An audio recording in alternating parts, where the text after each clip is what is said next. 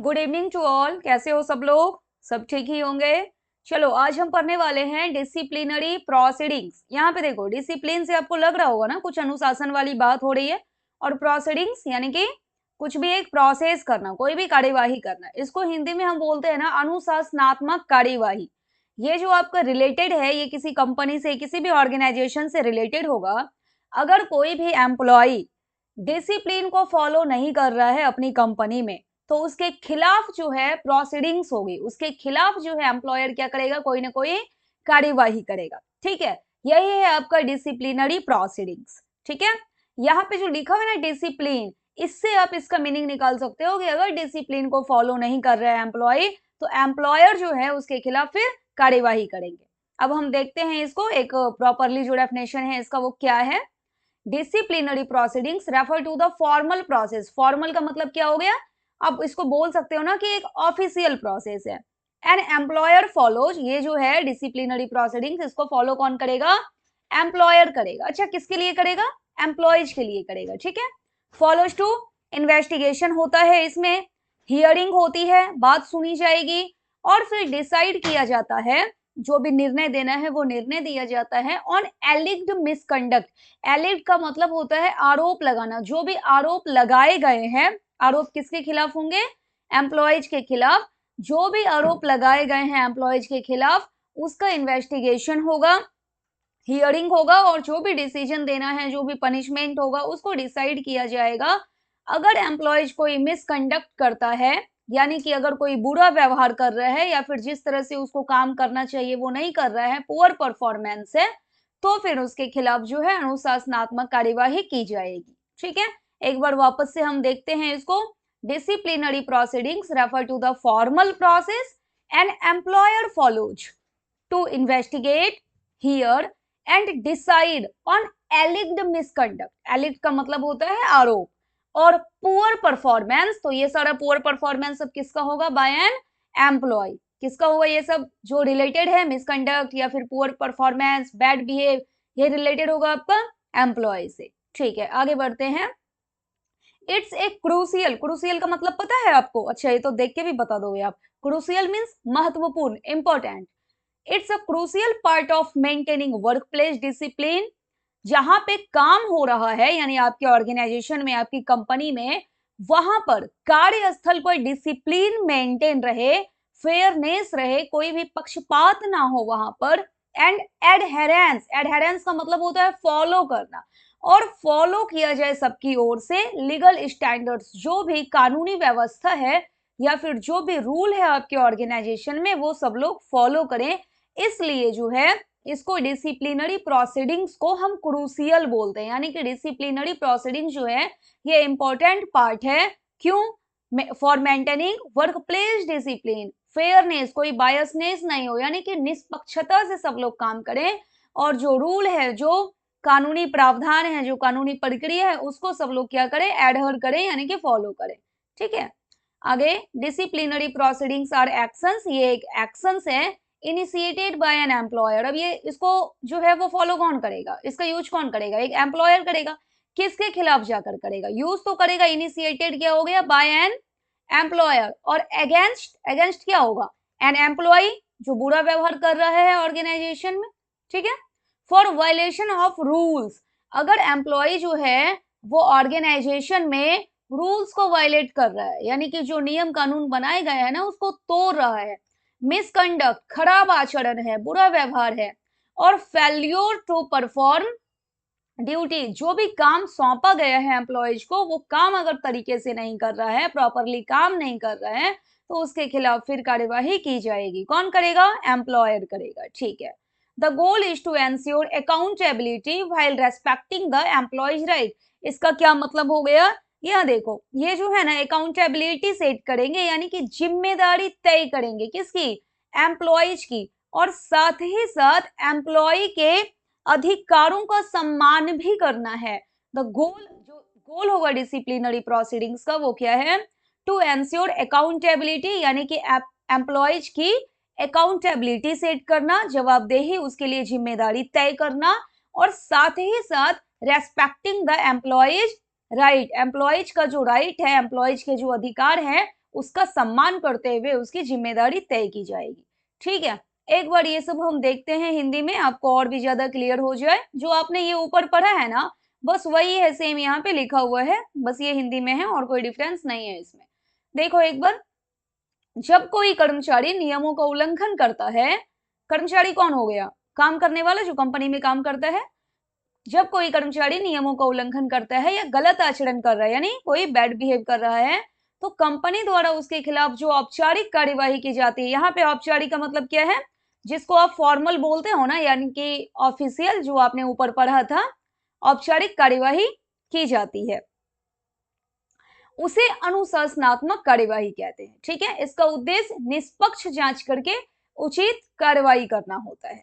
यह कार्यस्थल पर, यानी जो आपने ऊपर पढ़ा जिसको वर्क प्लेस, वही है ये, कार्यस्थल पर अनुशासन बना हुआ रहे, निष्पक्षता रहे, फेयरनेस रहे, और जो था ना लिखा हुआ लीगल स्टैंडर्ड्स को फॉलो करना है, एडहर करना है, वो चीज है ये यहाँ पे लिखा हुआ। कानूनी मानकों के पालन को बनाए रखने के लिए अत्यंत महत्वपूर्ण होता है। महत्वपूर्ण का कौन सा आपने मीनिंग देखा तो ऊपर क्या था? क्रूसियल। ठीक है, अनुशासनात्मक कार्यवाही एक ऐसी प्रक्रिया है जिसमें जो मालिक है, यानी कि एम्प्लॉयर, नियोक्ता, कर्मचारी के गलत व्यवहार या खराब काम की जांच करता है, उसे सुनता है और फिर सही फैसला लेता है। इसका मकसद क्या होता है? कंपनी में अनुशासन बना हुआ रहे, सभी के साथ न्याय हो, और जो भी कानून है, कानून के जो भी नियम है, उसका पालन जो है वो सही तरीके से हो। ठीक है, ये आपका मीनिंग था। इसका मीनिंग आपने देखा, डिसिप्लिनरी प्रोसीडिंग्स का। ठीक, अब हम देखते हैं कि इसमें स्टेप्स क्या क्या होते हैं। डिसिप्लिनरी प्रोसीडिंग्स में कौन कौन से स्टेप होते हैं। अच्छा, ये किसकी साइड से होता है, किसकी तरफ से होगा? एम्प्लॉयर की तरफ से। एम्प्लॉयर यूज करेगा, किसके खिलाफ करेगा? एम्प्लॉयज के खिलाफ। क्यों करेगा? अगर एम्प्लॉयज डिसिप्लिन मेंटेन नहीं कर रहा है, तो डिसिप्लिन मेंटेन नहीं कर रहा है, क्या कर सकता है? कुछ मिसकंडक्ट कर सकता है, पुअर परफॉर्मेंस हो सकता है। अब जैसे कि मान लो आपकी कंपनी में एक रूल होगा, या फिर कंपनी में जो भी काम करते हैं वहां पे एक रूल होता है, अगर आपको छुट्टी पे जाना है तो आप पहले एप्लीकेशन दे दो। अब मान लो कि कोई एम्प्लॉय लंबी छुट्टी पे चला गया, एप्लीकेशन वो दिया ही नहीं है।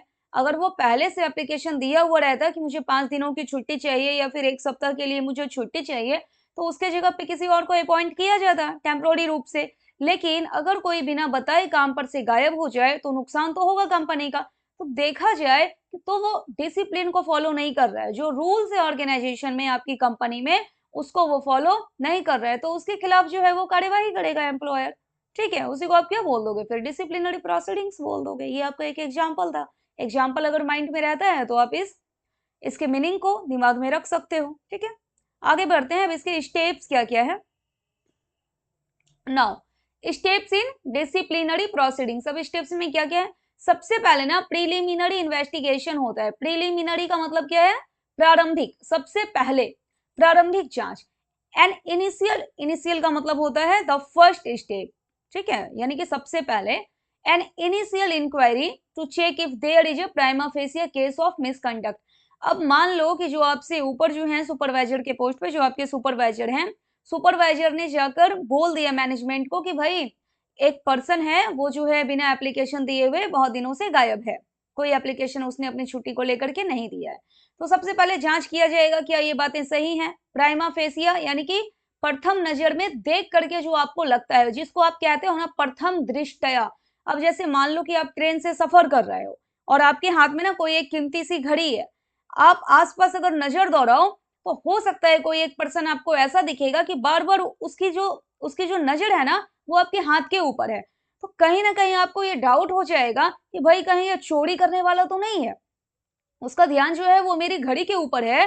तो उसको आप क्या बोलते हो? जब आप उसको देखे, पहली बार आप देखे, तो आपके माइंड में ऐसा आ जाता है कि भाई कहीं ये कुछ पॉकेट मारी तो नहीं करेगा, कुछ हो सकता है मेरी घड़ी तो चोरी नहीं करेगा। या मान लो आपने कुछ चेन सब पहन करके रखा हुआ है, या आपने कुछ ईयर रिंग गोल्ड का पहन करके रखा हुआ है, या फिर डायमंड है, तो आपको ऐसा लगेगा कि बार बार इसकी नजर इस जगह पे आ रही है, मेरे नेकलेस हो या फिर आपका चैन हो, चैन पे आ रही है, या फिर आपके ईयर रिंग, या फिर आपकी घड़ी, या फिर आपके पर्स, या फिर आपके मोबाइल पे किसी की नजर बार बार आ रही है, तो प्राइमा फेसिया देख करके ना लग जाता है कि भाई कुछ तो मामला गड़बड़ है, लगता है ये चोरी करके भागने वाला है यहाँ से। तो फिर आप क्या होता है, सतर्क हो जाते हो। तो प्राइमा फेसिया क्या मतलब हो गया?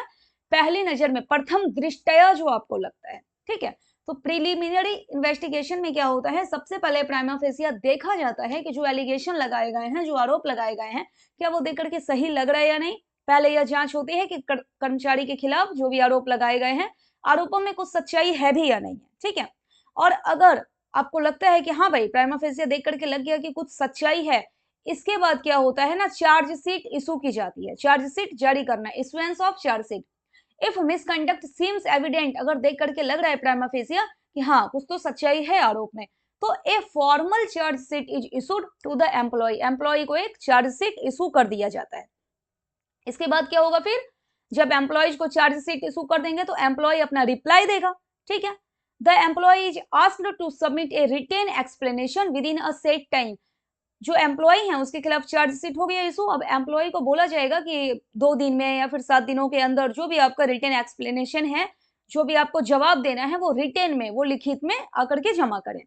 इसके बाद जब एम्प्लॉय रिप्लाई दे देगा, जो भी एम्प्लॉय हैं वो रिप्लाई दे देंगे, अपना एक्सप्लेनेशन जो है वो रिटेन में अगर दे देंगे, सबमिट कर देंगे। इसके बाद क्या होता है, एक इंक्वायरी होती है, डोमेस्टिक इंक्वायरी। डोमेस्टिक का मतलब क्या है यहाँ पे, इंटरनल, ठीक है।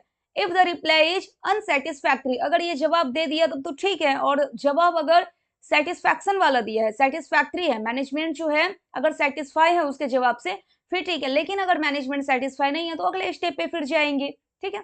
If the reply is unsatisfactory, अगर जो जवाब दिया है एम्प्लॉय उससे मैनेजमेंट संतुष्ट नहीं है, अनसेटिस्फैक्ट्री है, ठीक है, तो उसके बाद क्या होगा, एक डोमेस्टिक इंक्वायरी इज हेल्ड, एक डोमेस्टिक इंक्वायरी बैठाई जाएगी। डोमेस्टिक इंक्वायरी का मतलब हो गया एक इंटरनल इन्वेस्टिगेशन किया जाएगा, जांच पड़ताल किया जाएगा। ये फेयर होगा और इम्पार्शियल होगा, और इसके लिए फेयरली तरीके से इंक्वायरी हो और इम्पार्शियल तरीके से हो, यानी कोई भेदभाव नहीं हो, इसके लिए ना एक इंक्वायरी ऑफिसर को अपॉइंट किया जाता है, ठीक है। अगर जवाब संतोषजनक ना हो, कौन सा जवाब, ये वाला जो था एम्प्लॉयज का रिप्लाई, अगर जवाब संतोषजनक ना हो तो एक स्वतंत्र जांच अधिकारी नियुक्त किया जाता है और पूरी सुनवाई होती है।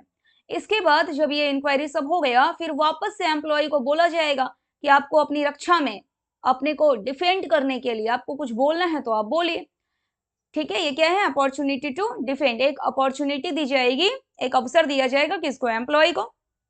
The employee can present evidence, employee जो है अपना जो सबूत है वो प्रेजेंट कर सकता है। जो विटनेसेज है, विटनेसेज का मतलब पता है आपको, गवाह जो होता है, तो अपनी ओर से ये सबूत लेकर आ सकता है, गवाह लेकर के आ सकता है, और साथ ही साथ क्रॉस एग्जामाइन कर सकता है ये मैनेजमेंट के विटनेसेज को, यानी कि जो मैनेजमेंट के विटनेस है, मैनेजमेंट के जो गवाह हैं, उसके साथ ये सवाल जवाब कर सकता है, उसी को आप बोलते हैं क्रॉस एग्जामाइन करना, ठीक। कर्मचारी अपने पक्ष में सबूत और गवाह पेश कर सकता है और प्रबंधन के गवाहों से सवाल जवाब कर सकता है, ठीक है। और इसके बाद फिर ये सारा प्रोसेस हो गया, फिर एक रिपोर्ट प्रिपेयर किया जाएगा। अच्छा, ये रिपोर्ट कौन प्रिपेयर करेगा, यहाँ पे आपने अपॉइंट किया था ना किसी को, यहाँ देखो एक इंक्वायरी ऑफिसर को आपने अपॉइंट किया था, ठीक है। तो ये इंक्वायरी ऑफिसर ये अब क्या करेगा, अपना रिपोर्ट लिखेगा, इंक्वायरी रिपोर्ट यानी कि जांच रिपोर्ट दी जाएगी। आफ्टर द हियरिंग, सारी सुनवाई यहाँ तक हो गई है। सुनवाई होने के बाद जो इंक्वायरी ऑफिसर है, ये इंक्वायरी ऑफिसर जिसका अपॉइंटमेंट किया गया था, वो सबमिट्स करेगा एक रिपोर्ट और उसमें बताएगा कि जो भी चार्जेज लगाए गए, जो भी एलिगेशन लगाए गए, वो प्रूफ होता है या नहीं। अगर प्रूफ होता है तो ठीक है, उसके बाद फिर पनिशमेंट या फिर निकाल दिया जाएगा जो भी आपके एम्प्लॉयज हैं उनको ऑर्गेनाइजेशन से, कंपनी से, या फिर हो सकता है कि कुछ पनिशमेंट के तौर पे उनको कुछ और ही पनिशमेंट मिल जाए, कुछ और सजा मिल जाए।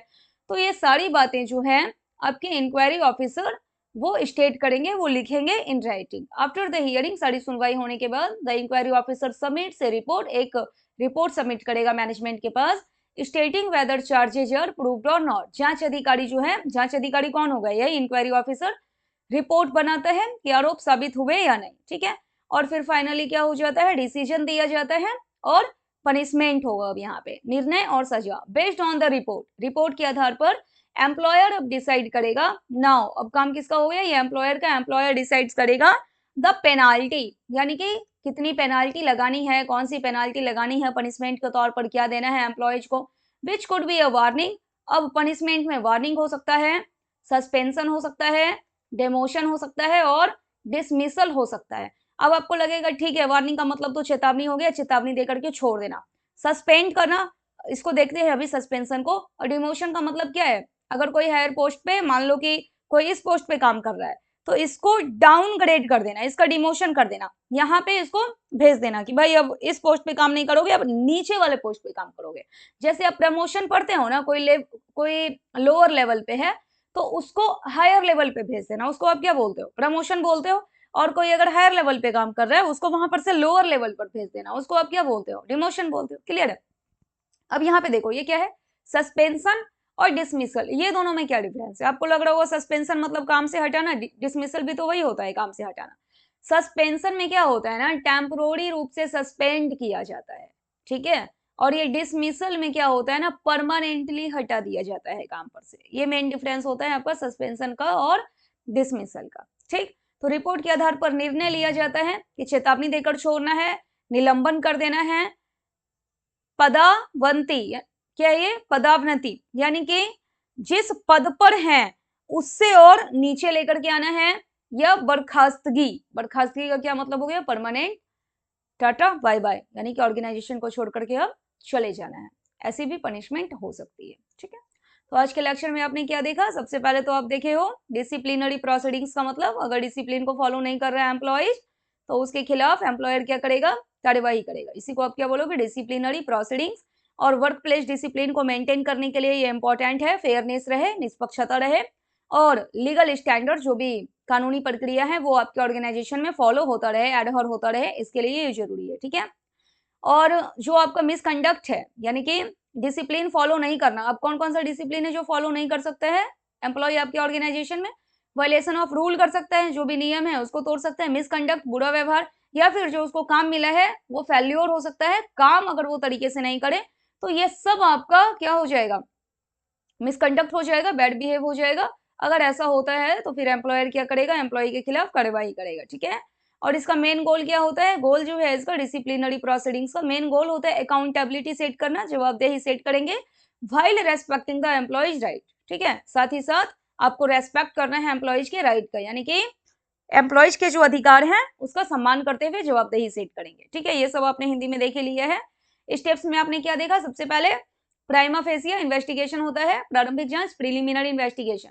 इन्वेस्टिगेशन करने के बाद अगर लगता है ठीक है, आरोप जो है वो देख करके अगर सही लग रहा है तो चार्जशीट इशू कर देंगे, किसको, एम्प्लॉयज को। जब एम्प्लॉय को चार्जशीट इशू कर दिया जाएगा, इसके बाद एम्प्लॉय जवाब देगा। फिर इन्वेस्टिगेशन होता है, एक इंटरनल इन्वेस्टिगेशन होगा, डोमेस्टिक इंक्वायरी बैठाई जाएगी।